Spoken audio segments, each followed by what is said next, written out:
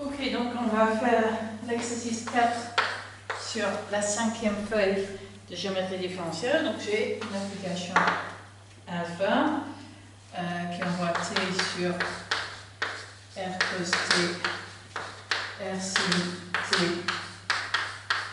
z de t, que j'inclus dans la surface le cylindre de révolution qui est l'ensemble des x, y, z tel que x carré plus y carré est égal à r carré. Et je veux savoir que c'est une géodésique.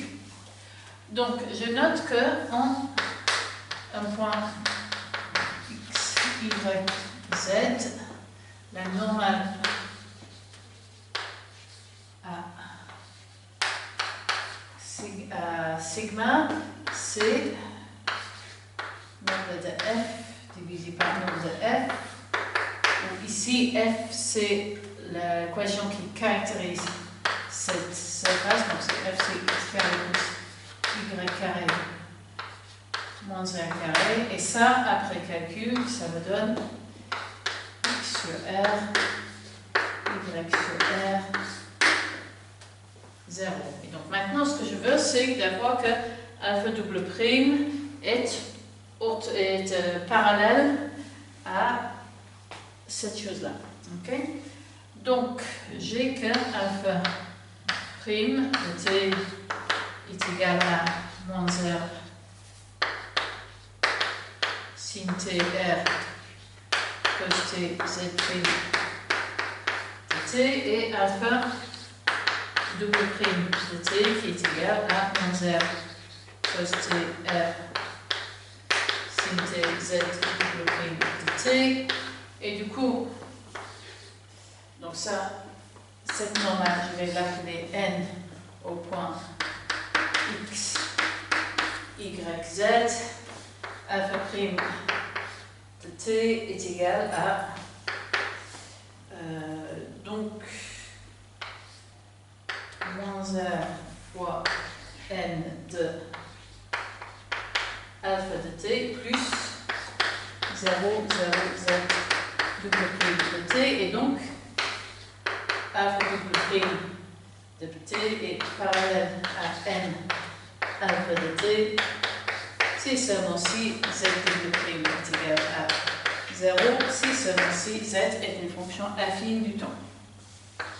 Z est égal à rt plus p.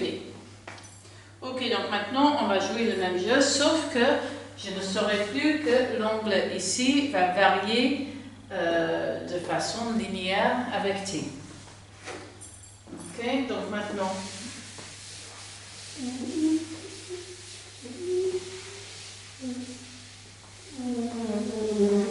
je vais chercher toutes les géodésiques. Et donc, je vais considérer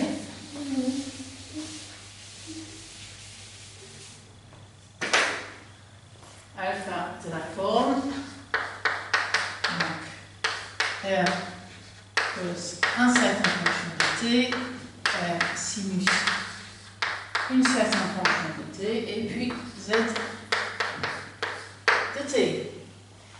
Donc on va calculer le double dérivé pour savoir si c'est un géodésique. Donc d'abord je dérive une fois, j'obtiens moins r θ prime de t cos θ de t, r θ prime de t sin θ de t, et puis z prime de t, et maintenant alpha double prime de t, je vais obtenir donc moins r θ double prime de t cos θ, pardon, ça devrait être un sinus θ de t plus moins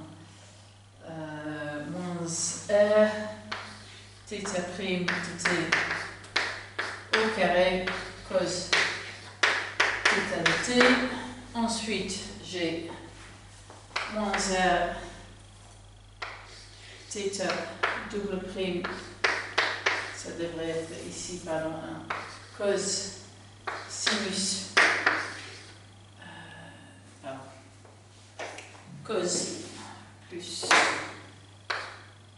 cos θ de t moins r θ' de t au carré sinus θ de t, et puis le dernier c'est z double prime de t. Et maintenant, je vais regrouper ceci avec les parties qui sont en θ double prime de t et les parties qui sont en θ prime de t. Donc là, j'obtiens moins r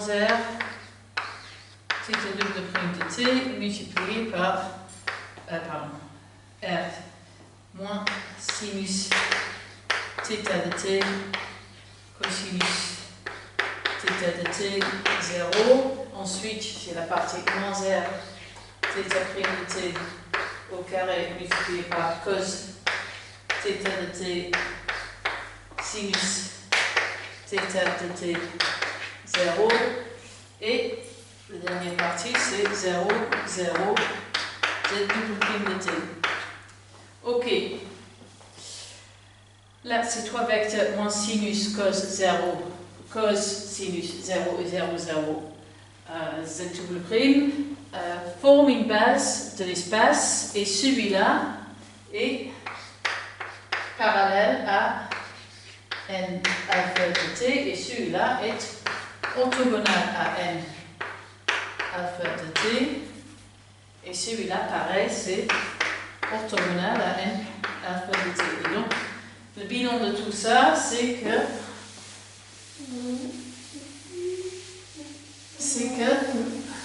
alpha double prime est orthogonal, est parallèle au normal si et seulement si cette partie-là disparaît et cette terme-là disparaît. Donc alpha est une géodésique si et seulement si. Donc d'un côté j'ai alpha double prime de t est égal à 0, donc alpha, pardon, θ de t est de la forme rt plus b, et je dois avoir aussi z double prime de t est égal à 0, et donc z de t doit également égal à ct plus d. Ok, ensuite, on me demande de calculer la distance la plus courte entre deux points.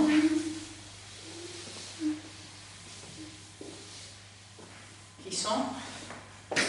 Donc, je suppose que je vais avoir alpha. On peut normaliser de sorte que ça soit 0,1 sur sigma, un chemin, un géodésique entre. Donc, on va dire que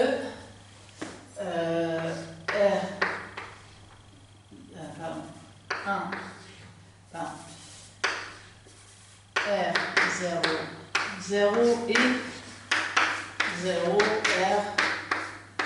R1.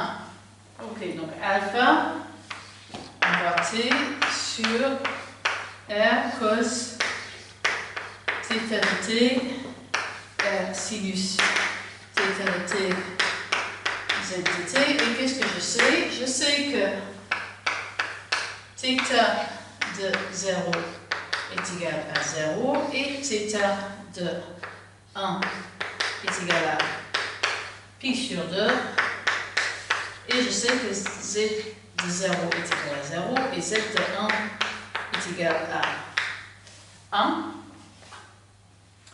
et je sais en plus que θ et z sont des fonctions affines puisque je fais l'hypothèse que garde alpha était une géodésique, donc on va aller calculer que ça voulait dire précisément que θ et z devaient être affines.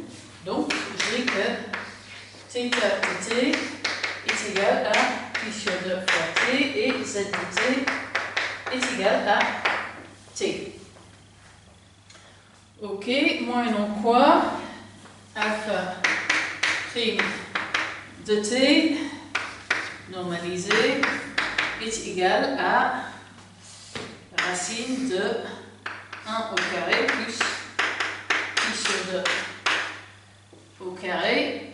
Donc, j'ai que l'intégrale, la longueur de alpha et l'intégrale de 0 à 1 de norme de alpha prime dt est égal à racine de 1 plus i carré sur 4.